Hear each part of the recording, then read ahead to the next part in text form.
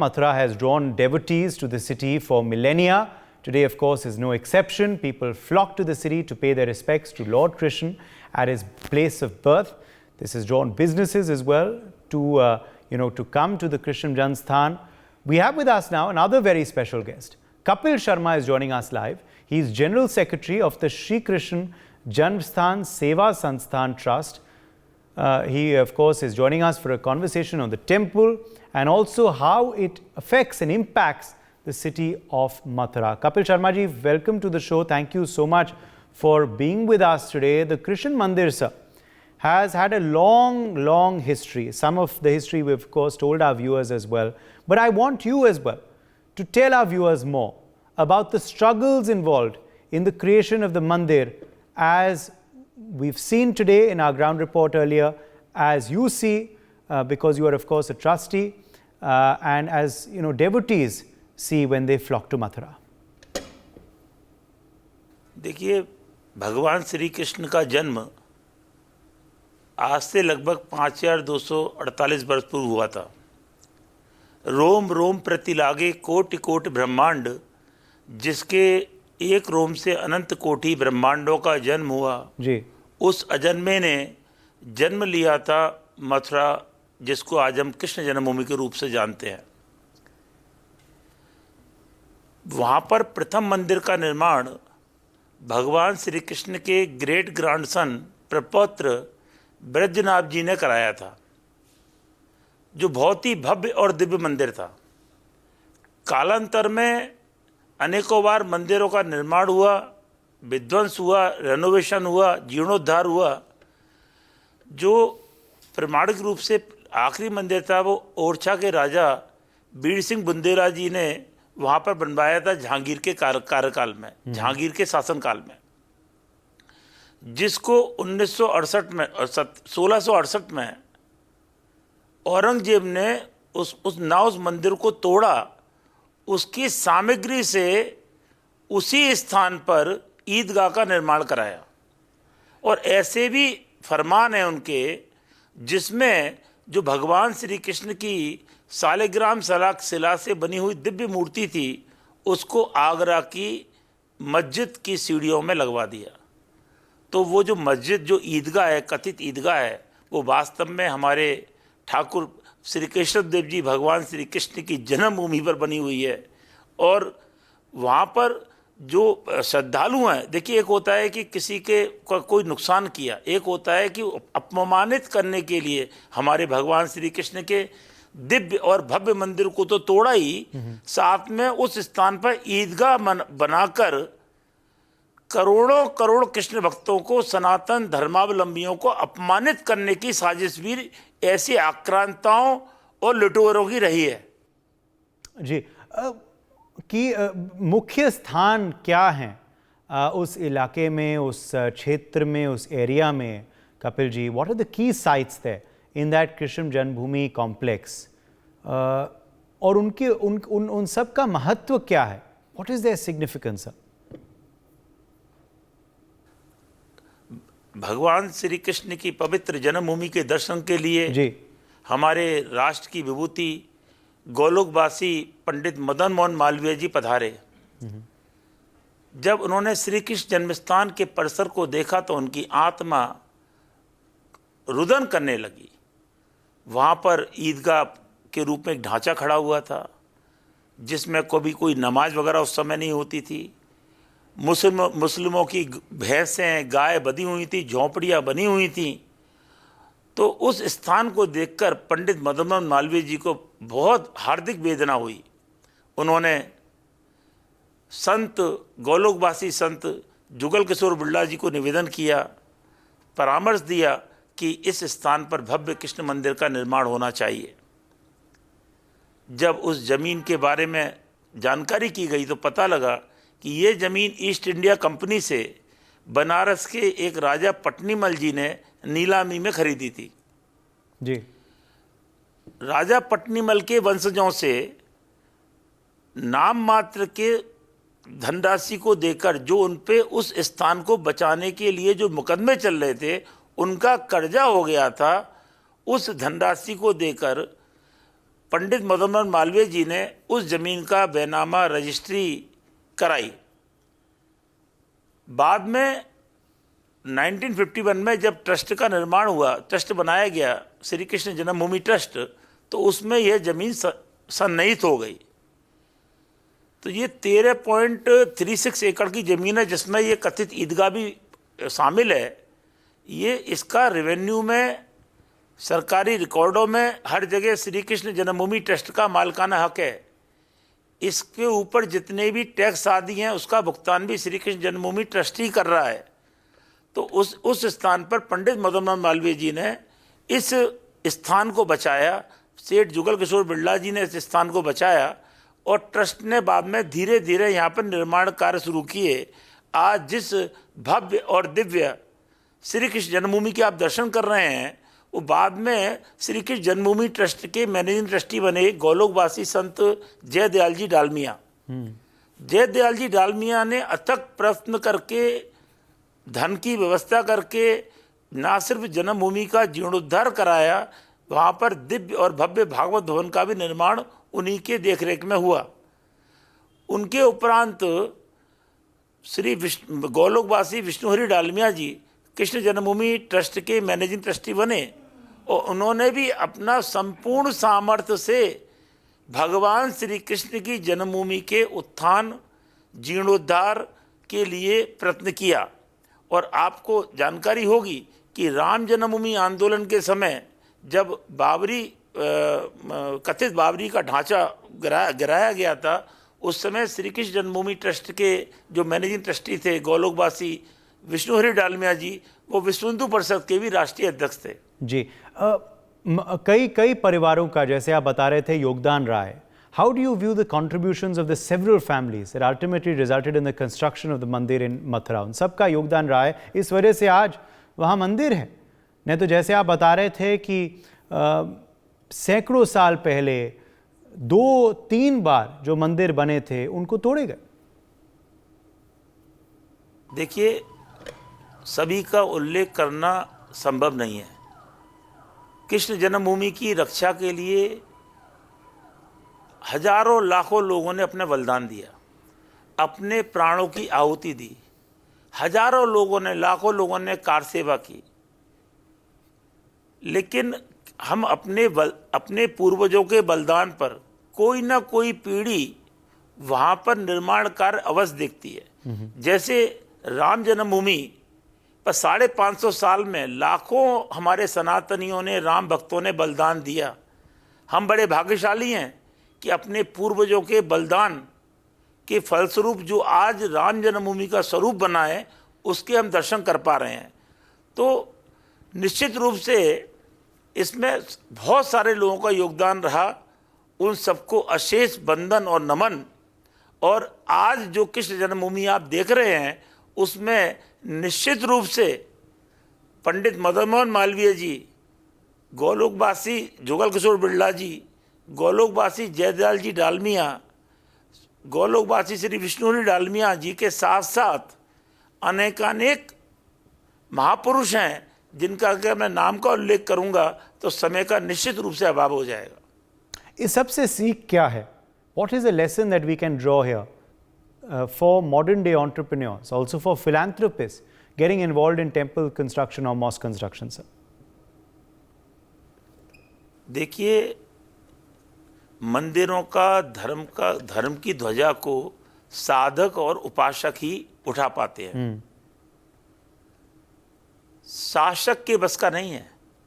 आज हमारे श्रद्धेय प्रधानमंत्री जी, जो शासक से बड़े उपासक और साधक हैं, आज उनका अथक प्रयत्न है, अथक प्रयास है कि आज हम राम जन्मभूमि पर भव्य और दिव्य राम मंदिर के दर्शन करने के योग्य बने हैं। गोरक्ष पीठाधीश्वर पूज्य योगी आदित्यनाथ जी, वो शासक से पहले साधक और उपासक है।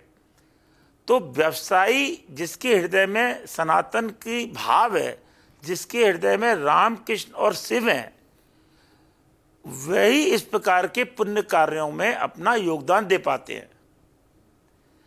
जिन लोगों ने भगवान श्री राम को काल्पनिक बताया, राम मंदिर के निर्माण में बाधाएं उत्पन्न की, कार सेवकों के रक्त से सरयू को लाल कर दिया,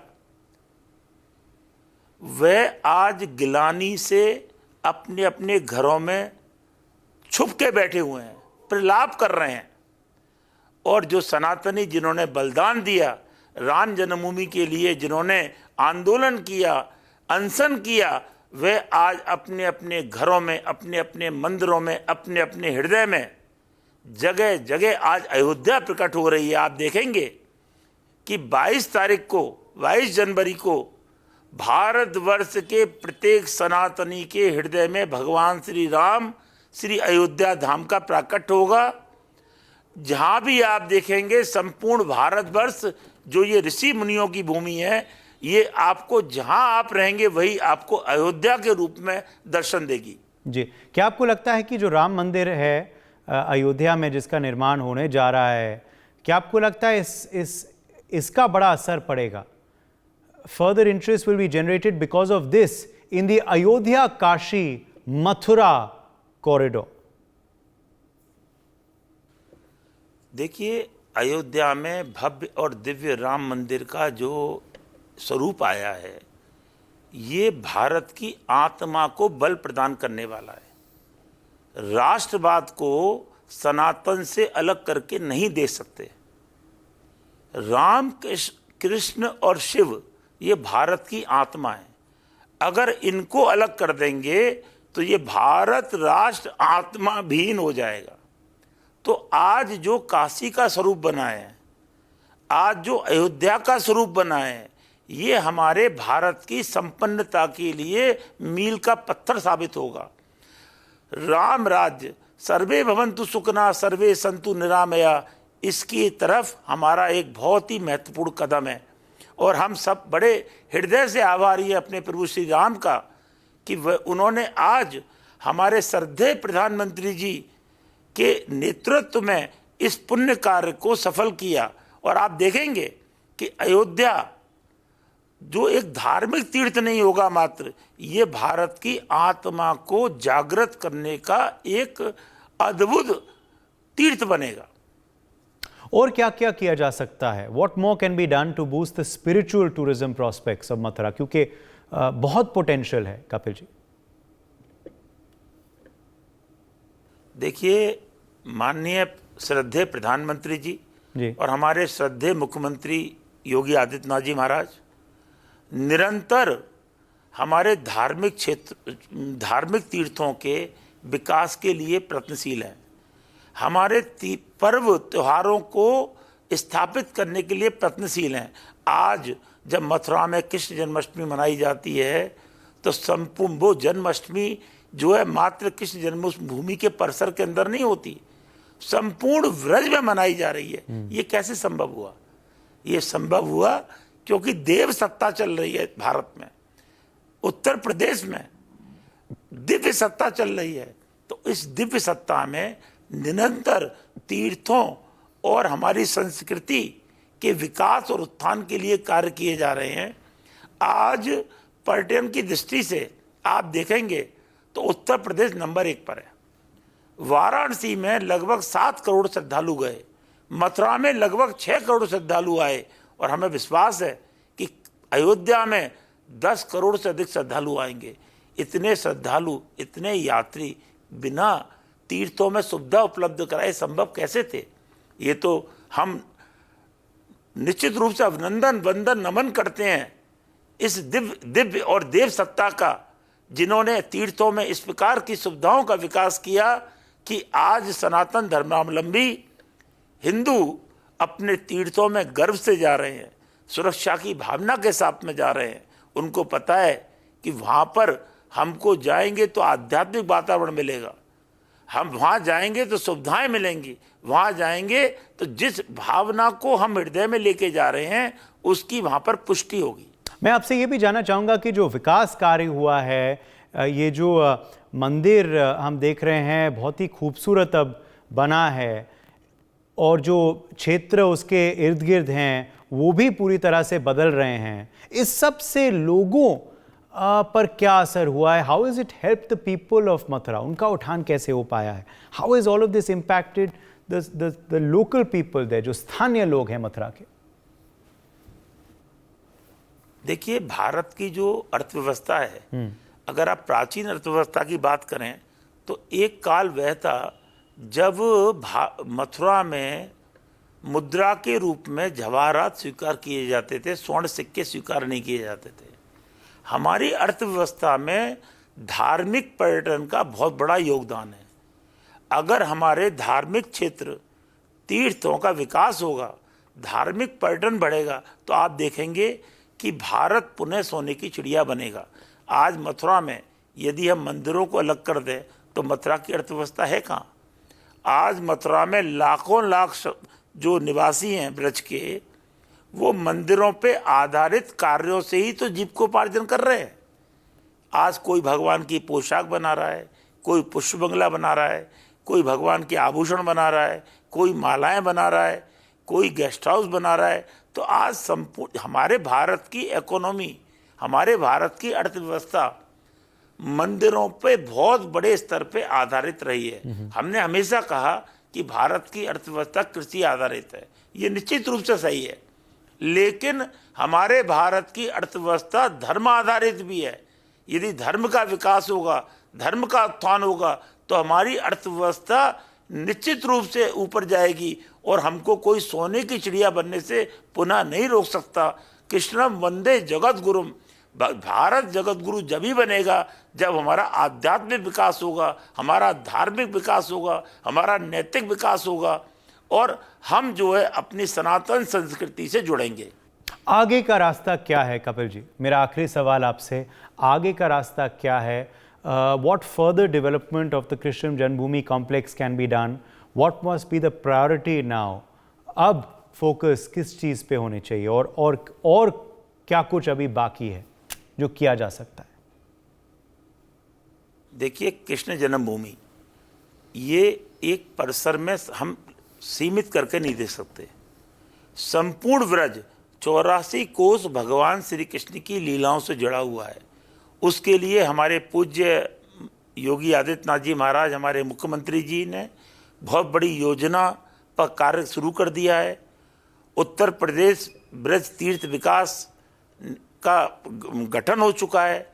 उसके माध्यम से ब्रज 84 कोस में बहुत ही बड़े स्तर पर, बृहद स्तर पर विकास के कार्य कराए जा रहे हैं। कृष्ण जन्मभूमि बहुत सुंदर स्वरूप में है। अब तो श्री कृष्ण जन्मभूमि का विस्तार होना है। प्रभु कृपा करेंगे और श्री कृष्ण जन्मभूमि पर विस्तार के साथ साथ हमारे ठाकुर जी, हमारे लड्डू गोपाल अपने मूल जन्मभूमि पर, अपने मूल गर्भगृह में विराजमान होंगे और यह जल्दी होगा, ऐसा हमारा विश्वास भी है और भगवान से प्रार्थना भी है। चलिए, बहुत बहुत शुक्रिया कपिल शर्मा हमारे संग जुड़ने के लिए। Kapil Sharma joining us there, speaking with us, of course, General Secretary of the Shri Krishna Janmsthan Seva Sansthan Trust. Thank you very much, Kapil Sharma, for joining us. He's, of course, told us about how things can further improve and what really has been the history of that area of the temple, of course, and of course the family's contributions, but also more importantly how that has impacted the temple town of Mathura and the local people. For more such videos, subscribe to the NewsX YouTube channel, hit the bell icon.